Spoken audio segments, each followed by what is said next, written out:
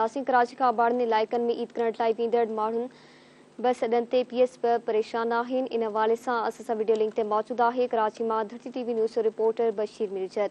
जी बशीर, सदर वारे इलाइक़े में मौजूद आहियूं जिते ट्रांसपोर्ट अड्डो आहे। पाण उते मौजूद आहियूं। हिते जेको मुसाफ़िर हितां जा अॼु ईद में बाक़ी हिकिड़ो ॾींहुं बचो आहे, सुभाणे ईद आहे।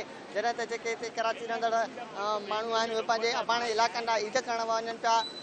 त जेके ट्रांसपोर्ट इंतिज़ामिया आहे, ट्रांसपोर्ट माफ़िया आहे, उन्हनि किरावनि में वाध करे छॾी आहे। बीणा किराया वरिता पिया वञनि।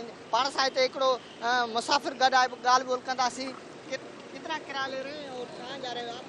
भाई बात ये है कि ये कराची शहर है और इतनी महंगाई होने के बावजूद भी ये गरीब मजदूर आदमी कोई कहीं जा रहा है अपने घर, कोई कहीं जा रहा है, कोई कहीं जा रहा है, खैरपुर जा रहा है, कोई सखर जा रहा है। तो जो 1000 रुपये वाला किराया है वो 2000 रुपये। तो बंदा किस तरह अपने घर पे पहुंचेगा? मजदूर की दिहाड़ी 500-800 रुपये, 1000 रुपये, वही किराया इनको दे दे। जो किराया 1000 रुपये था वो आज 2000 है। तो इनको चाहिए, मैं गवर्नमेंट से, सिंध गवर्नमेंट से और वज़ीर आला शाह साहब, मुराद अली शाह साहब से अपील करता हूँ कि इनके खिलाफ सख्त एक्शन लिया जाए। मुसाफ़िर आहे काॾे था वञो, छा चवणु चाहींदो? रहीमयार खान। कितरो किराया पिया वठनि? 5500। आम दिनों में कितना किराया ले? आम दिनों में 1200-1300 रुपये लेते हैं। अच्छा, अभी इतना किराया क्यों ले रहे हैं? अल्लाह बेहतर जानता है यार, ये मर्जी का मालिक है, मजबूर है। हमें तो जाना है, घर पे ईद करनी है।